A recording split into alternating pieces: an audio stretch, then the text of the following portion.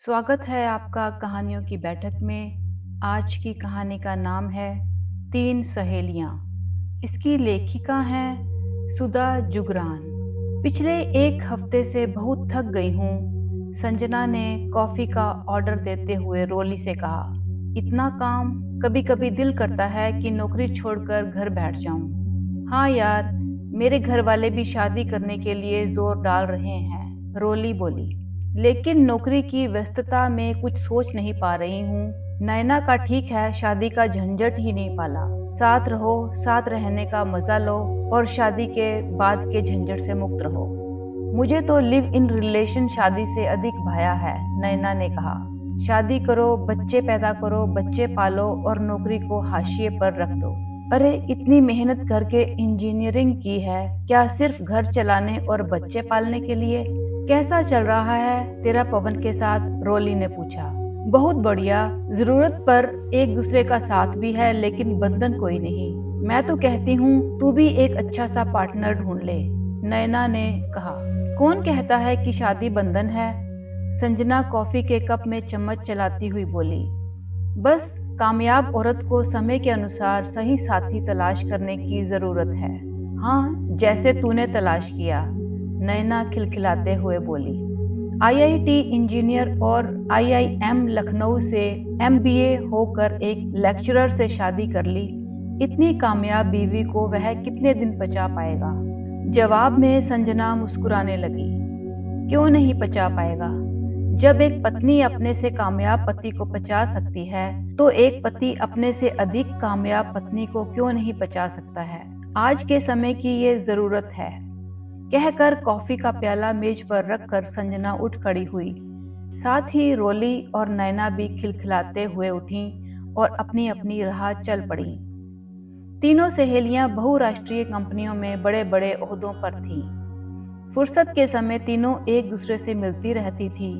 तीनों सहेलियों की उम्र 32 पार कर चुकी थी। रोली अभी तक अविवाहित थी। नैना एक युवक पवन के साथ लिव इन रिलेशन व्यतीत कर रही थी और संजना ने एक लेक्चरर से 3 साल पहले विवाह किया था। उसका साल भर का एक बेटा भी था। वैसे तो तीनों सहेलियां अपनी अपनी वर्तमान स्थितियों से संतुष्ट थीं, लेकिन सब कुछ है पर कुछ कमी सी है की तर्ज पर हर एक को कुछ न कुछ खटकता रहता था। रोली जब घर पहुंची तो 9 बज चुके थे। माँ खाने की टेबल पर बैठी उसका इंतजार कर रही थी। उसे आया देखकर माँ बोली, बेटी आज बहुत देर कर दी, आजा जल्दी से खाना खा ले। 9 बजे बड़े शहरों में कोई बहुत अधिक समय नहीं था, पर किसी ने भी उसका खाने के लिए इंतजार करना ठीक नहीं समझा। भाई अगर देर से आए तो उसके लिए सारा परिवार ठहरता है। आखिर वह अपनी सारी तनख्वाह इसी घर में तो खर्च करती है। माँ की तरफ बिना देखे रोली अंदर चली गई। बाथरूम से फ्रेश होकर निकली तो माँ प्लेट में खाना डाल रही थी। उसने किसी तरह थोड़ा खाना खाया। इस दौरान माँ की बातों का वह हाँ ना में जवाब देती रही और फिर अपने कमरे में बत्ती बुझाकर लेट गई। दिन भर के काम से शरीर क्लांत था, लेकिन हृदय के अंदर समुद्री तूफान था। लंबे चौड़े पलंग ने जैसे उसका अस्तित्व शून्य बना दिया था। रिश्ते तो कहीं आते हैं पर तय हो ही नहीं पाते, क्योंकि या तो उसे अपनी वर्तमान नौकरी छोड़नी पड़ती या फिर लड़के का रुतबा उसके बराबर का नहीं होता, और दोनों ही स्थितियां रोली को स्वीकार नहीं थी। इसी कारण शादी टलती जा रही थी। वह हमेशा अनिर्णय की स्थिति में रहती थी। उसके संस्कार उसे नैना जैसा जीवन जीने की प्रेरणा नहीं देते थे और उसका रुतबा व स्वाभिमान उसे अपने से कम योग्य लड़के से शादी करने से रोकते थे। नैना अपने फ्लैट पर पहुंची तो फ्लैट में अंधेरा था। पर्स से चाबी निकालकर दरवाजा खोला और अंदर आ गई। पवन कहाँ होगा, ये सोचकर उसने पवन के मोबाइल पर फोन लगाया और बोली, पवन कहाँ हो तुम? नैना, मैं आज कुछ दोस्तों के साथ एक फार्म हाउस पर हूँ। सॉरी डार्लिंग, मैं आज रात वापस नहीं आ पाऊंगा। कल रविवार है, कल मिलते हैं, कहकर उसने फोन रख दिया। पवन साथ हो या ना हो, एक असुरक्षा का भाव जाने क्यों हमेशा उसके जहन में तैरता रहता है। यूं उनका लिव इन रिलेशन अच्छा चल रहा था फिर भी वह अपने आप को कुछ लुटा हुआ, ठगा हुआ सा महसूस करती थी। विवाह की अहमियत दिल में सिर उठा ही लेती। वैवाहिक संबंधों पर पारिवारिक, सामाजिक व बच्चों का दबाव होता है, इसलिए निभाने ही पड़ते हैं। लेकिन उनके संबंधों की बुनियाद खोखली है, कभी भी टूट सकती है। उसके बाद क्या होगा, ये सोचने से भी नैना घबराती थी। नैना ने 2 टोस्ट पर मक्खन लगाया, थोड़ा दूध पिया और कपड़े बदलकर बिस्तर पर निढाल सी पड़ गई। पवन लिव इन रिलेशन के लिए तो तैयार है, पर विवाह के लिए नहीं। कहता है कि अभी उसने विवाह के बारे में सोचा नहीं है। सच तो ये है कि पवन यदि विवाह के लिए कहे भी तो शायद वह तैयार न हो पाए। विवाह के बाद की जिम्मेदारियां, बच्चे, घर गृहस्थी वह कैसे निभा पाएगी। लेकिन जब अपने दिल से पूछती है तो एहसास होता है कि विवाह की अहमियत वह समझती है। स्थायी संबंध, भावनात्मक और शारीरिक सुरक्षा विवाह से ही मिलती है। लाख उसके पवन के साथ मधुर संबंध हैं, लेकिन उसे वह अधिकार तो नहीं जो एक पत्नी का अपने पति पर होता है। ये सब कुछ सोचते सोचते नैना गुदगुदे तकिए में मुंह गड़ाकर सोने का असफल प्रयास करने लगी। संजना घर पहुंची तो नितिन बेटे को कंधे से चिपकाए लॉन में टहल रहा था। उसे अंदर आते देखकर उसकी तरफ चला आया और बोला, बहुत देर हो गई। हाँ, नैना और रॉली के साथ कॉफी पीने रुक गई थी। तो एक फोन तो कर देती, नितिन नाराजगी से बोला। दोनों अंदर आ गए। नितिन बेटे को बिस्तर पर लिटाकर थपकियां देने लगा। वह बाथरूम में चली गई। नहा धोकर निकली तो मेज पर खाना लगा हुआ था। चलो खाना खा लो, संजना बोली तो नितिन मेज पर आकर बैठ गया। डोंगे का ढक्कन हटाती हुई संजना बोली, कुछ भी कहो, खाना महाराजिन बहुत अच्छा बनाती है। नितिन चुपचाप खाना खाता रहा। संजना उसकी नाराजगी समझ रही थी। आज शनिवार की शाम नितिन का आउटिंग का प्रोग्राम रहा होगा जो उसकी वजह से खराब हो गया। एक बार मन किया कि मान मनुहार करे, लेकिन वह इतनी थकी हुई थी कि नितिन से उलझने का उसका मन नहीं हुआ। खाना खत्म करके उसने बचा हुआ खाना फ्रिज में रखा और बिस्तर पर आकर लेट गई। नितिन सो गया था। आंखों को कोहनी से ढके संजना का मन कर रहा था कि वह नितिन को मना ले, लेकिन पता नहीं कौन सी दीवार थी जो उसे उसके साथ सहज होने से रोकती थी। वैसे नितिन उसका स्वयं का चुनाव था। जब उसके लिए रिश्ते आ रहे थे, उस समय उसकी बुआ ने अपने रिश्ते के एक लेक्चरर लड़के का रिश्ता उसके लिए सुझाया था। घर में सभी खिलखिलाकर हंस पड़े थे। कहाँ संजना बहुराष्ट्रीय कंपनी में प्रबंधक और कहाँ लेक्चरर। तब उसकी छोटी बहन मजाक में बोली थी, वैसे दीदी एक लेक्चरर से आपका आइडियल मैच रहेगा। आखिर पति पत्नी में से किसी एक को तो घर संभालने की फुर्सत होनी ही चाहिए, वरना घर कैसे चलेगा। आप पति बनकर राज करना, वह पत्नी बनकर घर संभालेगा। और बहन की मजाक में कही हुई बात संजना के जहन में आकर अटक गई थी। पहले तो उसके जैसी योग्य लड़की के लिए रिश्ते मिलने ही मुश्किल हो रहे थे। एक तो इस लड़के की नौकरी स्थानीय थी और दूसरे आने वाले समय में बच्चे होंगे तो उनकी देखभाल करने का उसके पास पर्याप्त समय होगा, तो वह अपनी नौकरी पर पूरा ध्यान दे सकती है। ये सोचकर उसका निर्णय पुख्ता हो गया। उसके इस क्रांतिकारी निर्णय में पिता ने उसका साथ दिया था।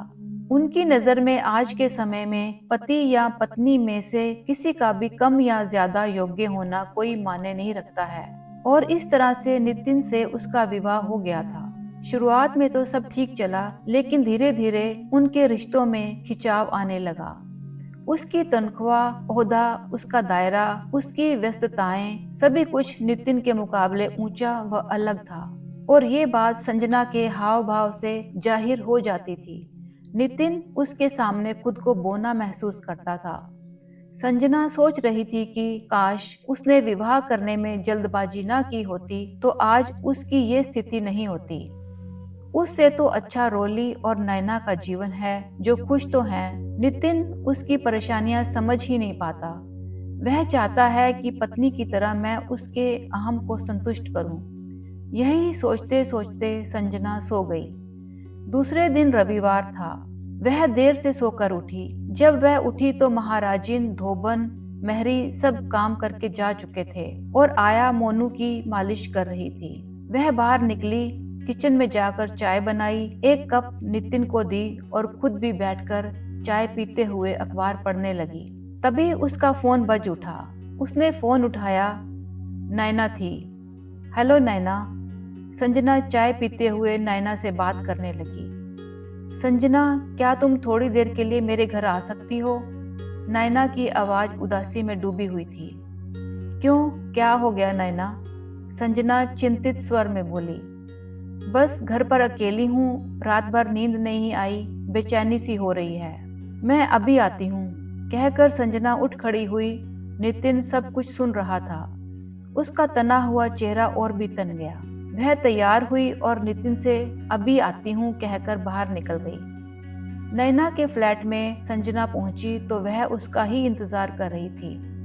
बाहर से ही अस्त व्यस्त घर के दर्शन हो गए। वह अंदर बेडरूम में गई तो देखा नैना सिर पर कपड़ा बांधे बिस्तर पर लेटी हुई थी। कमरे में कुर्सियों पर हफ्ते भर के उतारे हुए मैले कपड़ों का ढेर पड़ा हुआ था। कहने को पवन और नैना दोनों ऊंचे ओहदों पर कार्यरत थे, पर उनके घर को देखकर जरा भी नहीं लगता था कि ये दो समान विचारों वाले इंसानों का घर है। क्या हुआ नैना? संजना उसके सिर पर हाथ रखती हुई बोली। पवन कहाँ है? वह अपने दोस्तों के साथ शहर से दूर किसी फार्म हाउस पर गया हुआ है और मेरी तबीयत रात से ही खराब है। दिल बार बार बेचैन हो उठता है, सिर में तेज दर्द है। इतना बताते हुए नैना की आवाज भर्रा गई। संजना के दिल में कुछ कसक सा गया। यह नैना इसलिए दुखी है कि पवन कल से लौटा नहीं और उसके पास नितिन के लिए समय नहीं है, तो इसमें घबराने की क्या बात है? रात तक पवन लौट आएगा। संजना बोली। चल तुझे डॉक्टर को दिखा लाती हूँ, उसके बाद मेरे घर चलना। बात रात तक आने की नहीं है संजना, नैना बोली। पवन का व्यवहार कुछ बदल रहा है। वह अक्सर ही मुझे बिना बताए अपने दोस्तों के साथ चला जाता है। कौन जाने उन दोस्तों में कोई लड़की हो। बोलते बोलते नैना की रुलाई फूट पड़ी। लेकिन तूने कभी कहा नहीं। क्या कहती? नैना थोड़ी देर चुप रही। वह मेरा पति तो नहीं है जिस पर कोई दबाव डाला जाए। वह अपने फैसले के लिए आजाद है संजना। और संजना की बांह पकड़कर नैना बोली, तूने अपने जीवन में सबसे सही निर्णय लिया है। तेरे पास सब कुछ है, सुकून भरा घर, बेटा और तुझे मान सम्मान देने वाला पति। पर मेरे और पवन के रिश्तों का क्या है? कौन सा आधार है जो वह मुझसे बंधा रहे? आखिर इन रिश्तों का और इस जीवन का क्या भविष्य है? एक उम्र निकल जाएगी तो मैं किसके सहारे जीऊंगी? जीवन सिर्फ जवानी की सीधी सड़क ही नहीं है संजना। इस सीधी सपाट सड़क के बाद एक संकरी गली भी आती है, अधेड़ावस्था की। और जब ये गली मुड़ती है ना, तो एक भयानक खाई आती है, बुढ़ापे की। और जीवन का वही सबसे भयानक मोड़ है। तब मैं क्या करूंगी? कहकर नैना रोने लगी।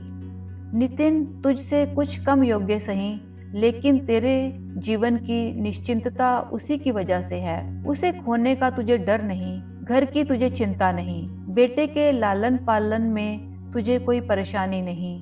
रोते रोते नैना बोली, मेरे पास क्या है? पवन का मन होगा तब तक वह मेरे साथ रहेगा। फिर उसके बाद संजना हतप्रभ सी नैना को देखती रह गई। उसकी आंखों में, उसके चेहरे पर असुरक्षा के भाव थे, भविष्य की चिंता थी। लेकिन क्यों? नैना खुद इतने ऊंचे पद पर कार्यरत थी। इस आजाद ख्याल जीवन की हिमायती नैना के मन में भी पवन के खो जाने का डर है, जीवन में अकेले रह जाने का डर है। पवन के बाद दूसरा साथी बनाएगी, फिर तीसरा, फिर चौथा, और उसके बाद जैसे एक विराट प्रश्न चिन्ह संजना के सामने आकर टंग गया था। वह तो अपनी नौकरी के अलावा कभी किसी के बारे में सोचती ही नहीं। बस नितिन का अपने से कम योग्य होना ही उसे खलता रहता है और इस बात से वह दुखी होती रहती है। पवन कहीं नहीं जाएगा नैना, आ जाएगा रात तक, तुम्हारा भ्रम है ये। वह नैना को दिलासा देती हुई बोली और दिन भर के लिए उसके पास रुक गई। शाम को जब वह घर पहुंची तो घर पर रोली को अपना इंतजार करते पाया। अरे रोली, इस समय तुम कैसे आ गई? तुझसे बात करने का मन हो रहा था सो आ गई। नितिन जी ने बताया कि तू नैना के घर गई है, आने वाली होगी। मुझे इंतजार करने को कहकर वह कुछ सामान लेने चले गए। एक पल चुप रहने के बाद रोली बोली, नितिन बता रहे थे कि नैना की तबीयत कुछ ठीक नहीं है, क्या हुआ है उसे? कुछ नहीं, वह अपने और पवन के रिश्तों को लेकर कुछ अपसेट सी है, संजना सोफे पर बैठते हुए बोली। नैना को पवन पर भरोसा नहीं रहा। उसे लग रहा है कि उसकी जिंदगी में कोई और है, तभी वह उससे दूर जा रहा है। लेकिन नैना उससे पूछती क्यों नहीं? रोली रोश में आकर बोली। किस बिना पर?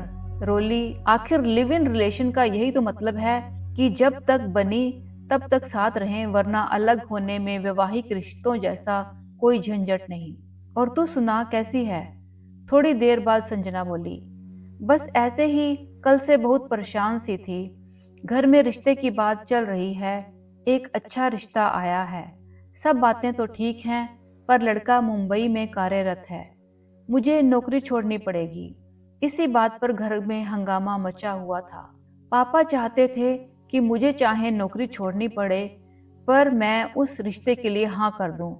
इसी विवाद से परेशान होकर मैं थोड़ी देर के लिए तेरे पास आई हूँ। तो क्या सोचा तूने? संजना बोली। सोचा तो था कि मना कर दूं, रोली खिसक कर संजना के पास बैठती हुई बोली। लेकिन नैना के बारे में जानने के बाद अब सोचती हूँ कि हाँ कर दूं। आज की पीढ़ी अपनी महत्वाकांक्षाओं के जाल में उलझी हुई विवाह और विवाह के बाद की जिम्मेदारियों से दूर भाग रही है। लेकिन जैसे जैसे उम्र आगे बढ़ती है, पीछे मुड़कर देखने का मन करता है। अगर 10 साल बाद कोई समझौता करना है तो आज क्यों नहीं? पल भर के लिए दोनों सहेलियां चुप हो गईं। तूने सही और समय से निर्णय लिया संजना। सभी को कुछ ना कुछ समझौता तो करना ही पड़ता है। मुझे अपनी नौकरी छोड़नी पड़ रही है और नैना को भविष्य की सुरक्षा, लेकिन तेरे पास सब कुछ है। नितिन तुझसे कुछ कम योग्य सही, लेकिन अयोग्य तो नहीं है।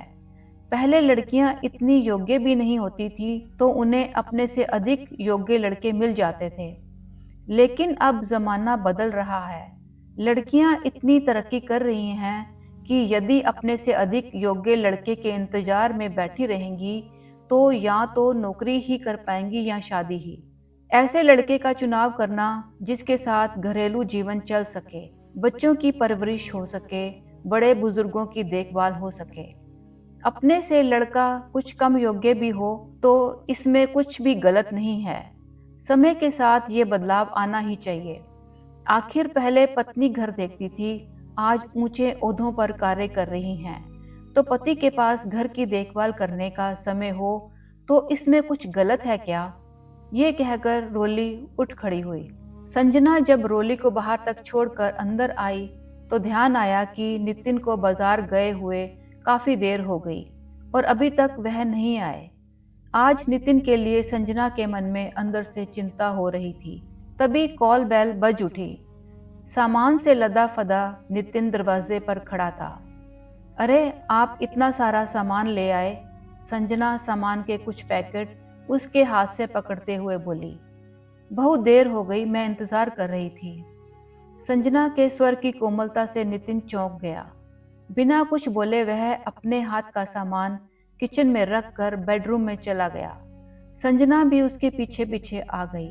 नितिन, पीछे से उसके गले में बाहें डालते हुए संजना बोली, चलो आज का डिनर बाहर करेंगे, फिर कोई फिल्म देखेंगे। आया को रोक लेते हैं, वह मुन्ने को देख लेगी। उसके इस प्रस्ताव व हरकत से नितिन हैरत से पलटकर उसकी ओर देखने लगा। ऐसे क्या देख रहे हो? संजना इठलाती हुई बोली। हर समय गुस्से में रहते हो, ये नहीं कि कभी बीवी को कहीं घुमा लाओ, फिल्म दिखा लाओ। आम घरेलू औरतों की तरह संजना बोली तो उसकी इस हरकत पर नितिन खिलखिलाकर हंस पड़ा। संजना उसके गले में बाहें डालकर उससे लिपट गई। मुझे माफ कर दो नितिन। संजना, इसमें माफी की क्या बात है? मेरे लिए तुम्हारी योग्यता, तुम्हारी काम में व्यस्तता, तुम्हारा रुतबा, सभी कुछ गर्व का विषय है। लेकिन जब तुम मुझे ही अपनी जिंदगी से दरकिनार कर देती हो तो दुख होता है। अब ऐसा नहीं होगा। मेरे लिए आपसे अधिक महत्वपूर्ण जीवन में दूसरा कुछ भी नहीं है। आप में और मुझ में कोई फर्क नहीं।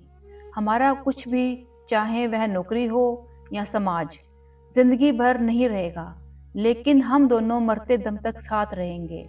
मान अभिमान की सारी दीवारें तोड़कर संजना नितिन से लिपट गई। नितिन ने भी एक पति के आत्मविश्वास से संजना को बाहों में समेट लिया।